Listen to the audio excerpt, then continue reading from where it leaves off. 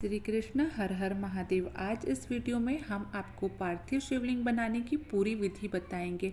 आप इस विधि से पार्थिव शिवलिंग का निर्माण करते हैं तो आपको शिवलिंग बनाने का पूरा फल प्राप्त होगा, साथ ही आपकी जो भी मनोकामना है वह पूर्ण होगी।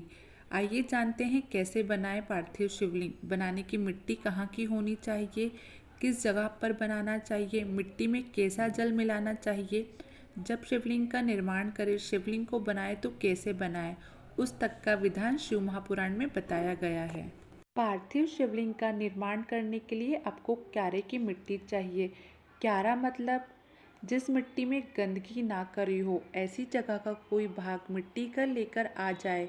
मिट्टी को लाने के बाद पानी का सिंचन कर दे, अर्थात घर में लाए तो मिट्टी को पवित्र करे। घर में गंगा जल रखा हो, यमुना जी का जल रखा हो या फिर सरयू जी का जल रखा हो, उसे मिट्टी का सिंचन करें। कोई भी पवित्र नदी का जल से मिट्टी पर छींटे और मिट्टी को सींचे। अगर आपके पास कोई पवित्र नदी का जल ना हो तब जल में इत्र मिलाकर मिट्टी का सिंचन कर सकते हैं। इत्र भी ना हो तो जल के अंदर थोड़ा सा दूध मिलाकर मिट्टी का सिंचन करें। उस समय आपके पास दूध भी ना हो तो जल में बेलपत्र डालकर उस जल से सिंचन करें। और अगर आपके पास बेलपत्र भी ना मिल पाए तो जल के अंदर पीपल का पत्ता डालकर उस जल से सिंचन करें। पर मिट्टी को घर में लाते से ही सिंचन करना है, ये नहीं कि मिट्टी लाकर रख दी, आज मिट्टी लाए तो आज ही सिंचन करें। उस मिट्टी को सिंचन करें, नहीं तो शिवलिंग बनाने के 2 दिन बाद, 4 दिन बाद, 15 दिन बाद शिवलिंग बनाना है, पर सिंचन मिट्टी लाए उसी दिन करना है। जल का सिंचन बहुत ज़रूरी है, ये नहीं कि बनाएंगे उस दिन सिंचन करेंगे।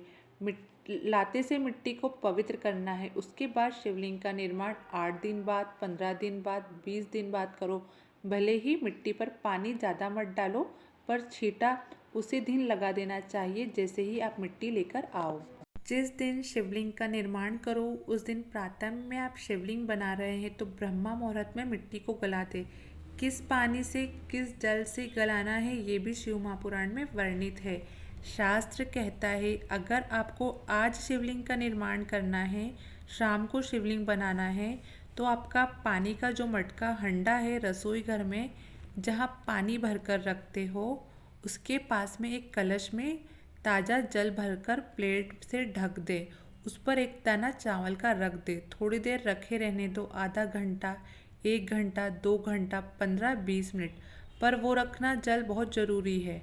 रसोई घर में अन्नपूर्णा का निवास होता है, परिंदे के पास पितरों का निवास होता है। अन्नपूर्णा पितर रसोई में विराजमान होते हैं, इसलिए कहते हैं रसोई घर को गंदा नहीं रखना चाहिए, गंदा नहीं छोड़ना चाहिए, झूठे बर्तन नहीं रखना चाहिए। शास्त्र कहता है 33 कोटि देवता एक समय के लिए, एक क्षण के लिए हमारे रसोई घर में प्रवेश करते हैं, इसलिए रसोई घर एकदम क्लीन होना चाहिए। मटके के पास ताज़ा जल भर कर रख दे, चावल के प्लेट वाला, उस जल से मिट्टी को गलाओ। पहला नियम, मिट्टी को लाना है, जल से सिंचन करना है, छींटा देना है।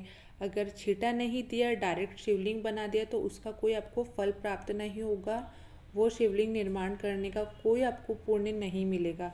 दूसरा नियम, जो कलश आपने रसोई घर में रखा है, चावल रखकर प्लेट के ऊपर उस जल को मिट्टी में डालिए। इसका कारण जब हम उस कलश को जल लेते हैं, जल डालते हैं, तो उसमें पितरों का भाव आ जाता है, अन्नपूर्णा का भाव आ जाता है, घर में लक्ष्मी संपदा का भाव आ जाता है, 33 कोटि देवता का उस कलश के अंदर भाव आ जाता है। उस कलश के जल को मिट्टी में मिलाते हैं तो वो मिट्टी पवित्र हो जाती है, स्वयं कैलाश अधिपति के लायक हो जाती है, शिवलिंग के निर्माण करने के लायक हो जाती है। शिवलिंग का निर्माण कैसे करें, अब ये जानें। सबसे पहले शिवलिंग बनाने से पहले पात्र को, जिस पात्र में शिवलिंग का निर्माण करोगे उसमें एक बेलपत्र रखना है। शंकर जी को झेलने के लिए कोई साधारण नहीं, शिव शक्ति की आवश्यकता है, इसलिए बेलपत्र रखे। बेलपत्र की डंडी को उत्तर दिशा में होना चाहिए। थाली के अंदर इसके ऊपर गलाई हुई मिट्टी को डालना है। मिट्टी डाल दीजिए और सबसे पहले शिवलिंग का स्वरूप बनाना है। पहले नीचे की जलाधारी नहीं बनानी है, शिवलिंग का स्वरूप बनाओ, फिर जलाधारी का निर्माण करें। शिवलिंग जलाधारी निर्मित हो गई, शिवजी का संपूर्ण परिवार शिवलिंग में रहता है। आप सबको पता है जहाँ शिवलिंग रखा है वो पार्वती जी का हस्तकमल, जहाँ से जल गिर रहा है।